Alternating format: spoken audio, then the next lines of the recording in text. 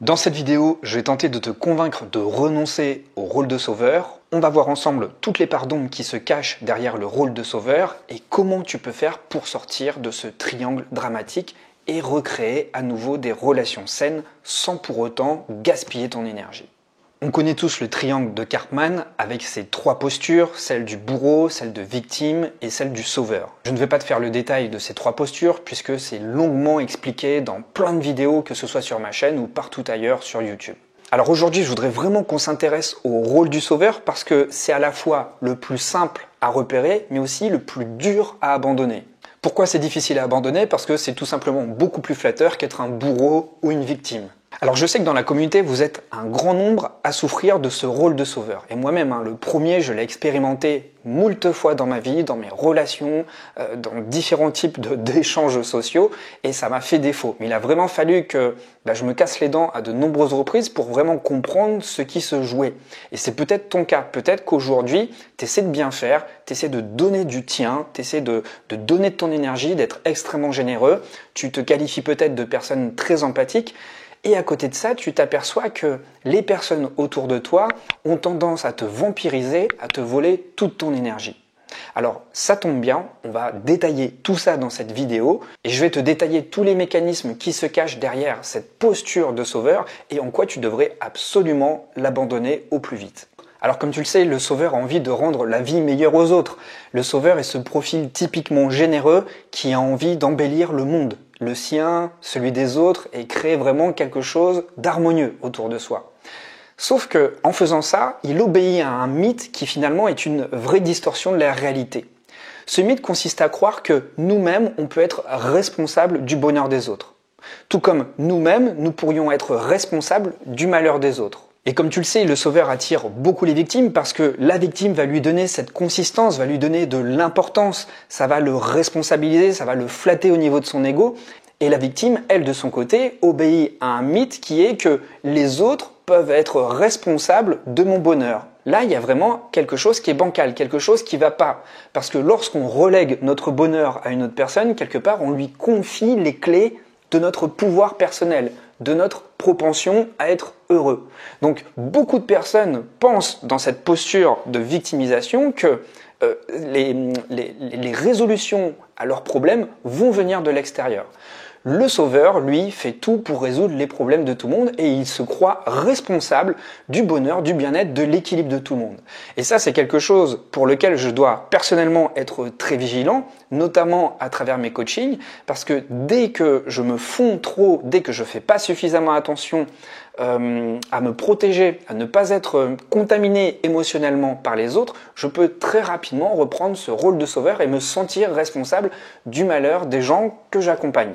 Alors tu l'auras compris, ça demande beaucoup de recul. Mais pour comprendre ce qui se joue et pour pouvoir prendre plus facilement de la distance par rapport à ce rôle, il faut vraiment que tu comprennes tout ce qui se joue derrière tout ça.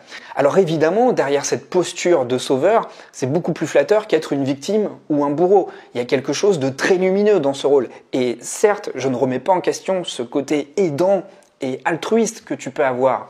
Mais malgré tout, derrière ce rôle de sauveur, eh bien, tu vas découvrir qu'il y a de nombreuses parts d'ombre. Et on va essayer de mettre le doigt dessus. Alors si ce n'est toujours pas fait et si tu t'interroges sur tes capacités intrapersonnelles et interpersonnelles, j'ai mis en place un quiz qui va te permettre de mesurer ton intelligence émotionnelle.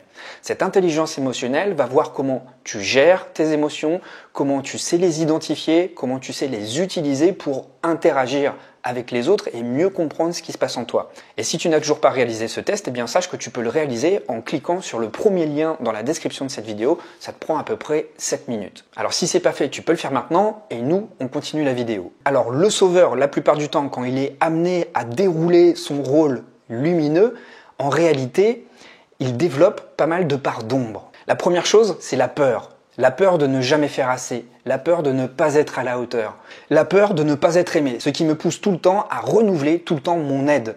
Même si je suis épuisé, je vais toujours proposer de l'aide. Parce que je suis dans le sacrifice et je n'existe qu'à travers le sacrifice de moi-même. Et quand je suis dans ce rôle de sauveur, à disperser mon énergie partout, sans vraiment mesurer ce qui me reste pour moi, eh bien quelque part, j'essaie de m'aider. J'essaie de m'apporter à moi-même l'aide dont j'ai besoin. Mais quelque part, je me trompe parce que je m'estime pas suffisamment et je crois que les autres valent beaucoup plus que moi. Donc, cette valeur, je ne me l'attribue pas à moi-même et par procuration, l'énergie que je devrais m'allouer à moi-même, je vais la distribuer pour les autres. Le deuxième élément qui peut nous pousser à être sauveur, c'est cette culpabilité. Peut-être que tu t'es senti privilégié dans la vie. Peut-être que tu as senti que tu avais de la chance, que tu es né dans un bon milieu social, que tu as rencontré les bonnes personnes, que les étoiles étaient alignées pour toi. Et ça peut générer de la culpabilité par rapport à des personnes qui ont beaucoup moins réussi autour de toi. Et ça peut te gêner. Ta propre réussite peut te gêner. Donc, par culpabilité, tu vas te mettre à faire des pieds et des mains pour que les autres aient le même niveau de vie que toi, pour que les autres rencontrent sur leur route les mêmes chances que tu as pu rencontrer. Quelque part, c'est un petit peu comme si tu te sentais endetté et tu as besoin de payer ton chèque à la vie pour enfin te sentir soulagé et avoir bonne conscience. Et puis enfin, le troisième point, c'est le manque d'estime de soi. Tu es certainement animé par cette fausse croyance que tu vas valoir quelque chose seulement si tu aides quelqu'un. Et lorsque tu n'es pas dans cette posture d'aidant, tu as beaucoup de difficultés à cerner ta valeur. Tu as beaucoup de difficultés à savoir ce que tu vaux. Tu as de la difficulté à vraiment réaliser que tu as des qualités. Mais pour cela, il faut absolument que tu sois dans le faire, dans le don de toi. Tu es toujours dans l'extériorisation de toi. Mais pourtant, il serait bien pour toi que tu sois dans l'être. Et tu n'as pas besoin d'être sacrifié, tu n'as pas besoin de disperser toute ton énergie, tout ton argent, ta santé pour les autres. Tu peux tout à fait être apprécié tout en prenant soin de toi. Et ce problème d'estime de soi peut t'amener à n'exister qu'à travers les autres. Puisque tout seul, tu as tellement de difficultés à savoir que tu vaux quelque chose que tu n'existes qu'à travers ton rapport avec les autres. Et ce rapport avec les autres, c'est un rapport où tu te sacrifies. Alors quelque part derrière tout ça, qu'est-ce qui se cache en arrière-plan ? En arrière-plan se cache une envie de contrôler. Une envie de contrôler une mauvaise estime de soi. Une envie de contrôler ses peurs. Une envie de contrôler sa culpabilité. Donc je vais avoir une attitude contrôlante. Je vais quelque part vampiriser la victime, je vais tout faire quelque part pour isoler ma victime et pour me rendre responsable de sa réussite. Ce qui va priver la victime de son pouvoir personnel, elle ne va plus avoir cette autonomie, elle ne va plus avoir cette indépendance puisque tu ne vas même plus la laisser tester, faire ses propres erreurs et puis en tirer ses propres conclusions. La personne qui est en face de toi et pour qui tu souhaites vraiment qu'il y ait du bonheur, de l'émancipation, etc., elle a besoin de faire ses propres armes. Tu connais tout à fait, tu sais, cette image du papillon qui, avant de devenir papillon, passe par la phase de chrysalide. Mais si tu retires cette chrysalide, le papillon, il ne va pas pouvoir faire ses armes. Ses armes à lui, ce sont ses ailes. Et si tu retires, si tu lui enlèves ce processus qui est de l'expérimentation, tu lui enlèves tout pouvoir personnel. La personne que tu veux aider, si tu fais les choses à sa place, et ça on le retrouve chez les mamans couveuses, chez les coachs comme moi, chez les thérapeutes, bref, chez les personnes qui sont dans le soin, dans l'aide, c'est plus fort que nous. On a cette difficulté à laisser l'autre se rétamer, à laisser l'autre faire sa propre expérience de vie. Pourtant, c'est ça qui va l'aider. C'est comme ça qu'il va tirer ses propres conclusions. C'est à travers cette expérience de vie qu'il va développer de la confiance en soi, qu'il va développer une sécurité intérieure. Si tu fais tout à sa place, tu le prives de son pouvoir personnel. En gros, tu lui coupes les ailes. Et j'imagine que c'est pas ce que tu veux. Alors pour te faire un schéma très simplifié, un sauveur qui rencontre une victime et une victime qui rencontre un sauveur, ce sont deux personnes qui utilisent l'autre pour ne pas avoir à s'occuper d'elle. Le sauveur va s'occuper des peurs et des problèmes de l'autre pour ne pas avoir à s'occuper des siens, parce qu'il se sent glorifié, il se sent fort en ayant cette posture de quelqu'un qui assure. Et puis la victime, elle relègue son pouvoir personnel, elle donne les clés, tout, voilà, elle se déresponsabilise totalement et elle laisse le sauveur faire le taf à sa place. Alors évidemment, qu'on soit d'accord, ce sont des rôles inconscients. On reproduit ces choses inconsciemment. Et si tu te retrouves dans une de ces postures ou ces deux postures, sache qu'on a tous été, au moins une fois dans sa vie, dans une des trois postures du triangle de Karpman. Pas de malaise là-dessus. Simplement, l'idée, c'est pas de culpabiliser, mais plutôt de t'aider à conscientiser ce qui se joue. Tu sais, ces fils invisibles qui nous relient. Et dès qu'on ne fait pas attention, dès qu'on n'a pas cet œil aguerri qui nous permet de prendre de la distance et avoir plus de lucidité sur nos rapports, très rapidement, par rapport à nos blessures, par rapport à notre vécu, à nos faiblesses, on se laisse embarquer à nouveau dans des relations toxiques. Et nous, ce qu'on veut, c'est chercher de l'assertivité, c'est-à-dire une posture où on s'affirme de manière non violente pour créer des relations saines. Donc si tu te retrouves dans cette posture de sauveur, qu'est-ce que tu dois faire? Eh bien tout d'abord, c'est commencer par t'aider toi-même. C'est répondre toi-même à tes propres problèmes. Et ça demande de l'honnêteté vis-à-vis de soi. C'est savoir se regarder dans le miroir et savoir se montrer vulnérable. Pas toujours facile pour un sauveur de se montrer vulnérable. Parce que le sauveur veut toujours être fort. Tu sais, c'est ce super-héros dans une relation à qui rien n'arrive.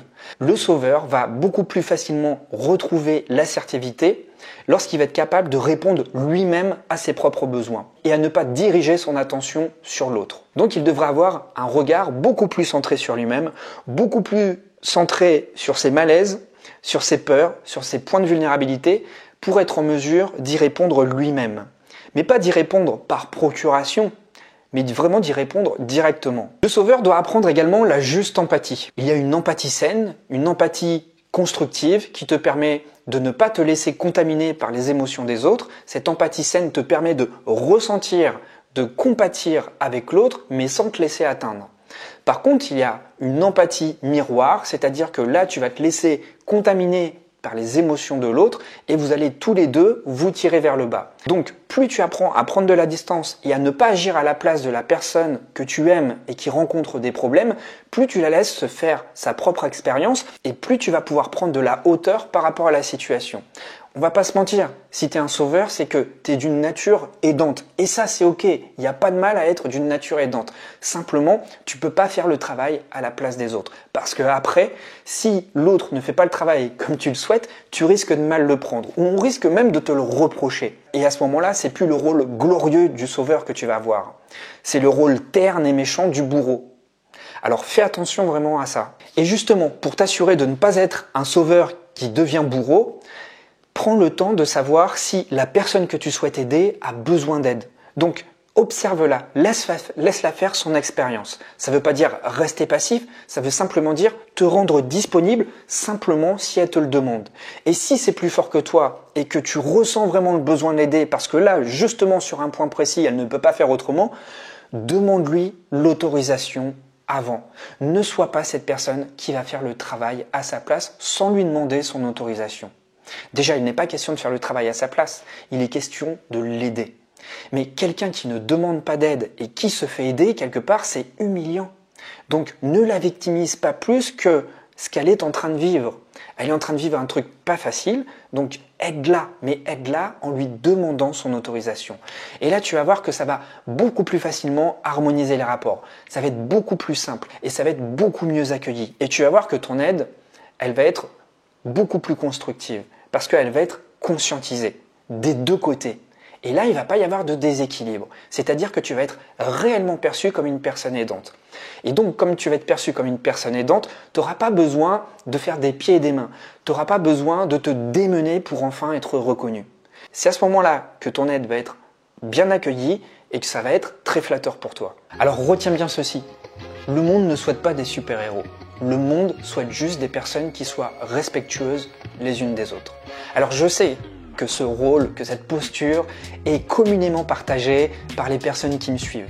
Les personnes qui sont hypersensibles sont d'un naturel empathique, d'un naturel aidant. Alors j'espère que cette vidéo t'aura apporté des conseils clairs, pertinents et faciles à appliquer. Tu peux même en discuter si tu es en couple et que tu observes qu'il y a ces jeux inconscients qui se mettent en place entre vous. Ça va éviter de partir dans des dérives toxiques par la suite. Rien de mieux dans un couple que le dialogue. Allez, je te laisse là-dessus. Et encore une fois, si tu n'as pas encore fait le quiz sur l'intelligence émotionnelle, tu vas voir, tu vas apprendre pas mal de choses sur toi. Au niveau de la compréhension de toi-même, au niveau de la manière dont tu gères tes émotions et au niveau de comment tu gères tes émotions avec les autres. Allez, je te laisse là-dessus et je te dis à très vite pour la prochaine. Prends bien soin de toi.